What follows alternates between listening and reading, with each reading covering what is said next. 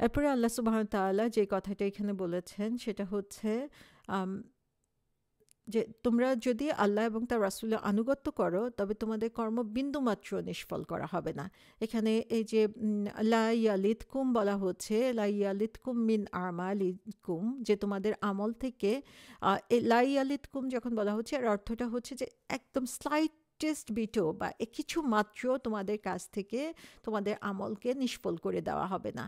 So আল্লাহ সুবহানাহু ওয়া তাআলা হচ্ছে এত রহমশীল আমাদের উপরে, সেটা হচ্ছে যে যখন তার বান্দা কোনো কাজ তার জন্য করছে, তার সন্তুষ্টির জন্য করছে, আল্লাহ আমাদেরকে এনশিওর করছেন যে তিনি আম, আ, তার কোনো কিছুই একদম অল্পটুকু মাত্র সেটাকে নষ্ট হতে দিবেন না। এবং ইভেন যদি কেউ আউটওয়ার্ড ম্যানিফেস্টেশন করে সেটাও হচ্ছে আল্লাহ সুবহানাহু ওয়া তাআলা সেখান থেকেও তাকে দিতে পারবে। তার মানে হচ্ছে আমাদেরকে কন্টিনিউয়াসলি করে যেতে হবে ভালো কাজ, যে আমার ইমান পাকাপোক্ত হয়েছে কিনা সেটার জন্য বসে থাকলে হবে না, আমি করে যেতে হবে এবং করতে করতেই যাতে সেটা আমার অন্তরকে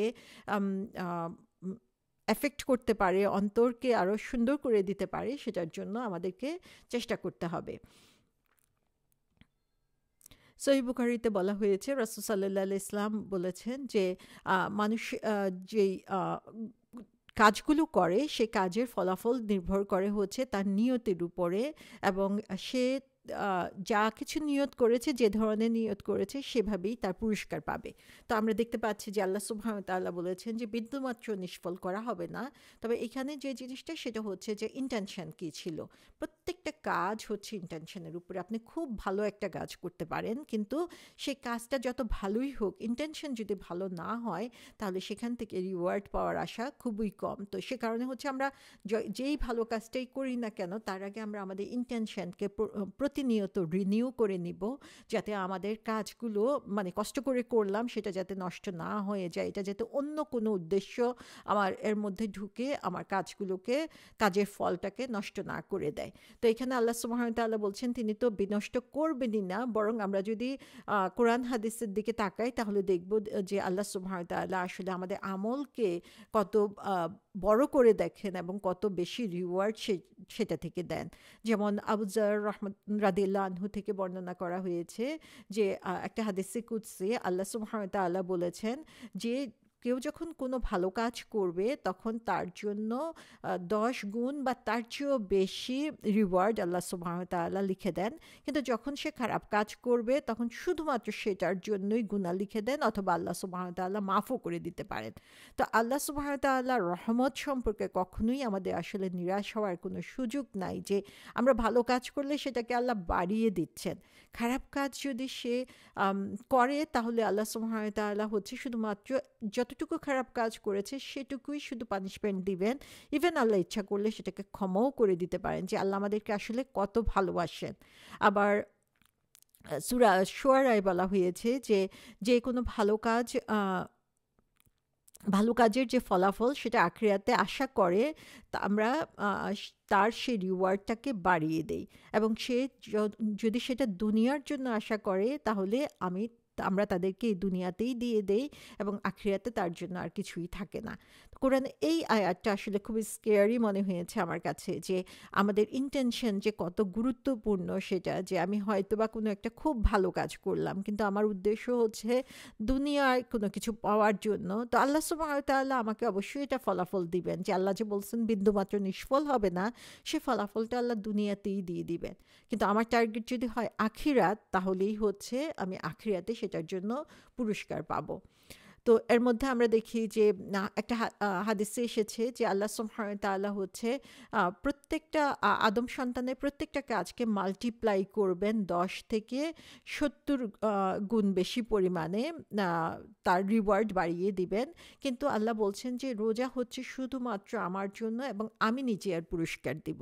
তো আল্লাহ সুবহানাহু ওয়া তাআলা এটাকে খুব স্পেশাল দেখেন যে এই যে রোজা, এই রোজার ইবাদতটাকে আল্লাহ সুবহানাহু ওয়া তাআলা অনেক পছন্দ করেন এবং সেটার পুরস্কার আল্লাহ নিজ হাতে দিবেন। তার মানে হচ্ছে যে সেটা আসলে কত গুরুত্বপূর্ণ এবং আল্লাহ সুবহানাহু ওয়া তাআলার কাছে কত পছন্দনীয়, এবং রোজার মধ্যে আমরা যে আমলগুলো করব সেগুলো আমাদের জন্য কত বেশি উপকারী বা পুরস্কার দানকারী হতে পারে।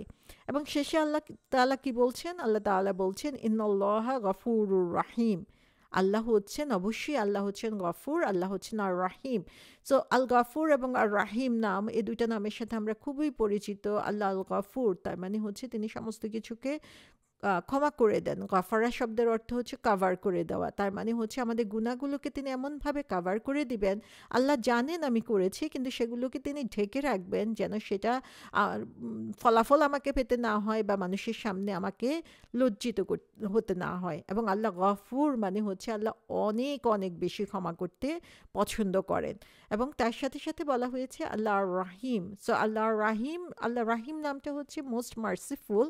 এই মার্সিটা হচ্ছে স্পেশালি হচ্ছে ইমানদারদের জন্য।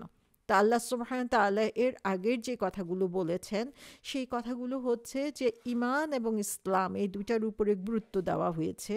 এবং গুরুত্ব দেওয়ার পরে আল্লাহ সুবহানাহু ওয়া তাআলা বলছেন যে কারো কোনো ভালো কাজই আল্লাহ নিষ্ফল করে দিবেন না যদি সে আল্লাহ এবং তার রাসূলের জন্য এটা করে থাকে। এবং তারপরে তিনি বলছেন তিনি আল গফুর আর রাহিম, মানে এই কাজগুলো করার ব্যাপারে অথবা ঈমান আনার ব্যাপারে, ইসলামের কাজগুলো আমরা যেই বিশ্বাস করছি অথবা কাজ করছি সেগুলোর মধ্যে আমাদের ভুল ত্রুটি থাকতেই পারে, কিন্তু আল্লাহ সুবহানাহু ওয়া তাআলা হচ্ছেন আল গফুর, আল্লাহ সুবহানাহু ওয়া তাআলা হচ্ছে আর রাহিম। মুমিনদের জন্য তার স্পেশাল যেই পার্টটা রয়েছে সেই পার্টটা দিয়ে তিনি আমাদেরকে বুঝাচ্ছেন যে তার রহমত এত বিশাল যে সেখান থেকে আমাদের কখনোই নিরাশ হওয়া উচিত না।